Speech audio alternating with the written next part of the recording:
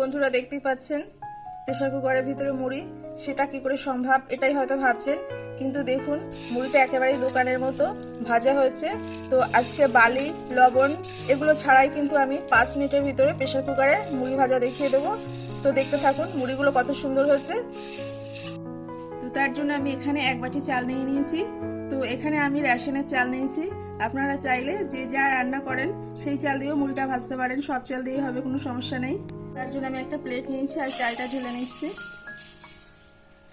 আর দিয়ে দিচ্ছি একটু লবণ, দিয়ে দিচ্ছি একটু জল। এটা আমি একসঙ্গে খুব ভালো করে মেখে নেব। তো এটা বেশ কিছুক্ষণ আমি এক ধাপে মাখিয়েছি, যে জলটা একেবারেই মানে এর ভিতরে নেই, শুকিয়ে শুকিয়ে গিয়েছে।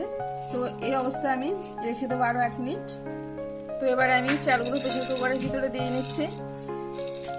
যেহেতু লবণ আর জল দিয়ে খুব ভালো করে মাখিয়ে নিয়েছিলাম, তো এখন রেডি হয়ে গেছে চালগুলো, এভাবেই আমি দিয়ে দিচ্ছি। তো এবারে আমি সাইড দিয়ে আরও একটু অল্প করে জল দিয়ে দিচ্ছি। এবার আমি ঢাকনাটা বন্ধ করে দেব, দিয়ে একটা সিটি দিয়ে নেব, তাহলেই চমক বুঝতে পারবেন। তো বন্ধুরা আমি চলে এসেছি, একটা সিটি দিয়ে নিয়েছি, নিয়ে কিছুক্ষণ রেস্টে রেখেছিলাম। তো আপনাদের সামনে খুলে আমি দেখাচ্ছি।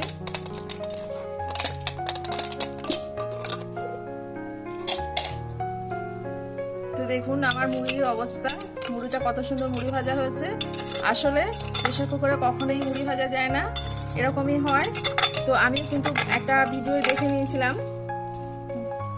তো ভিডিওটা দেখে আমি মুড়ি ভাজতে এসেছিলাম প্রথমে।